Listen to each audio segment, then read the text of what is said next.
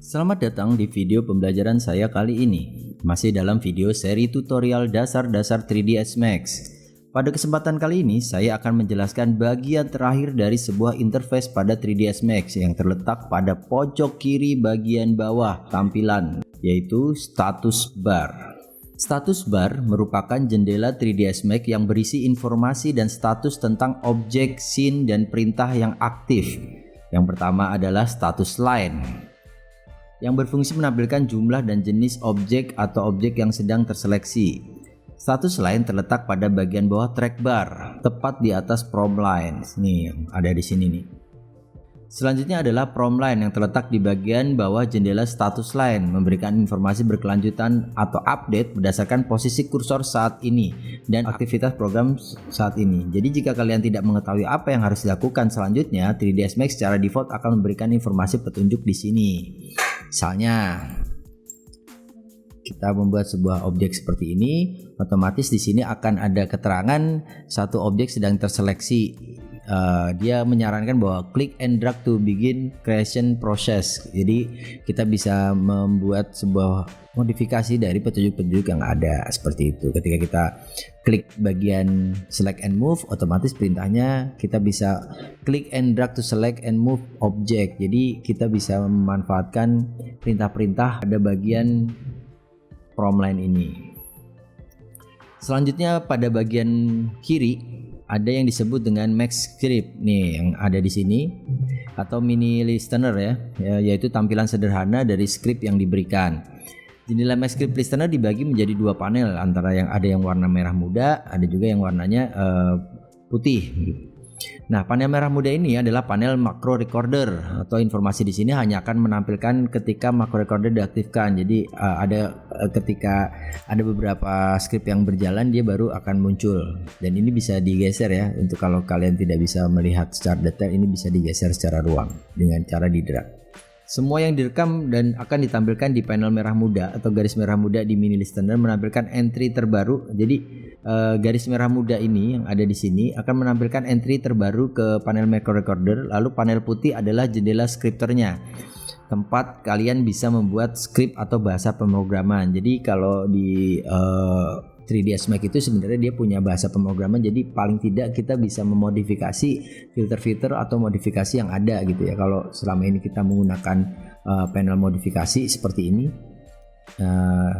yang kita biasa lakukan, kalian bisa menampilkan Max Creation Script namanya MCS ya. Kalau tinggal ditampilkan, itu ada di scripting. Di sini ada new Max Creation Graph. Kalau kalian nanti belajar, kita akan bahas di video yang lain mungkin ya.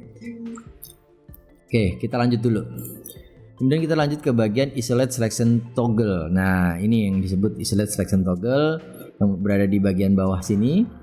Berfungsi untuk mengisolasi objek yang terseleksi dan menyembunyikan objek yang tidak terseleksi. Jadi si Isolate Selection Toggle ini yang di sampingnya logo ini ya, gembok ya. Jadi kalau kita klik si isolate ini, otomatis dia akan hanya objek ini saja yang bisa kita seleksi atau kita close up ya. Jadi kalau misalnya ada berapa objek seperti ini, sini kita klik di sini, otomatis objek yang lain akan hilang atau akan tidak ditampilkan seperti ini. Jadi kalau kita klik lagi kan dia muncul nih, ada tiga-tiganya. Tapi kalau saya hanya ketika sudah banyak nanti modelingnya, terus hanya ingin bekerja pada satu objek, tinggal kita seleksi menggunakan ini dan kita klik Isolate Selection Toggle untuk mengisolasi si objek yang kita seleksi. Gitu ya caranya. Nah, di sebelahnya itu, kalau yang sebelahnya apa nih? Kalau di sini hanya untuk mengisolasi si objek tersebut, kalau yang sebelahnya ini sebutnya Selection Lock Toggle atau untuk mengunci, karena gambarnya juga kunci ya. Jadi kalian tinggal klik di sini. Nah, ini pada objek-objek yang lain otomatis dia tidak akan bisa terseleksi seperti ini. Jadi objek yang lain nggak akan bisa terseleksi, hanya objek yang kita seleksi saja yang akan bisa kita seleksi. Nah, bagi para pengguna software seperti Adobe itu ya, biasanya sering ketukar nih kalau menggunakan Autodesk 3ds Max, karena ketika menekan untuk menggeser itu dia memindahkan si hand toolnya ini si pen view-nya ini kalau di Adobe itu kan biasanya pakai spasi digeser ya. Kalau di sini spasinya fungsinya untuk membuat selection toggle ini seperti ini. Jadi kita bisa lakukan proses seleksi atau spasi seperti ini dan dia akan muncul pilihannya untuk lock selection. Nah kalau untuk di versi-versi sebelumnya dia otomatis ngunci biasanya. Caranya gampang, tinggal di unseleksi aja untuk unlock ya gitu.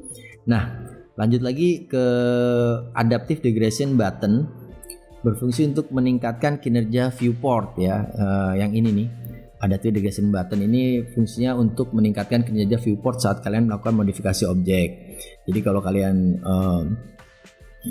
sedang melakukan modifikasi dengan banyak filter terus membutuhkan kinerja yang banyak, itu biasanya ini dalam hal terchecklist nih, dalam kondisi terchecklist seperti itu.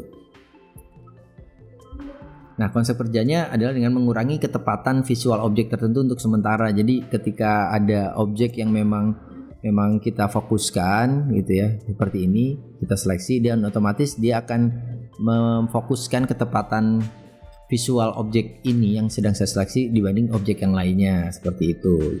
Jadi jika dirasa viewport kalian sedikit lebih lambat atau patah-patah kinerjanya, kalian dapat mengaktifkan tombol ini aja gitu.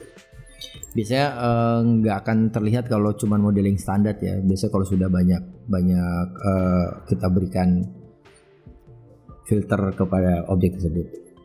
Nah, selanjutnya grid setting display. Nah, grid setting display ini untuk menunjukkan ukuran grid per satu kotak persegi nih. Kotak-kotak ini ukurannya berarti 25,4 cm gitu. Jadi ini sebutannya grid setting display. Nah, selanjutnya di sini ada kita lanjut lagi, ada tag atau merupakan alat untuk membuat label teks yang dapat kalian berikan atau tetapkan ke titik waktu frame mana yang akan kalian sematkan tag si. Jadi kalian tinggal misalnya nih saya geser time slidernya, saya taruh di 40 terus saya kasih add time tag nih, klik. Nah saya bisa add tag untuk memberikan nilai atau memberikan keterangan, misalnya di sini lompat contohnya, di sini lompat. Oke. Nah ini otomatis ketika kita seleksi seperti ini di frame 40, di bagian sini akan ada keterangan lompat gitu. Itu fungsi dari tag. Biasanya fungsinya banyak sih ya kalau untuk kerja tim. Biasanya pengaturan tag ini cukup sangat berfungsi untuk memberitahu informasi kepada rekan kita. Baik, sekian mungkin penjelasan saya tentang status bar pada 3ds Max. Saya Tradela Diatama, sampai jumpa di video selanjutnya. Terima kasih.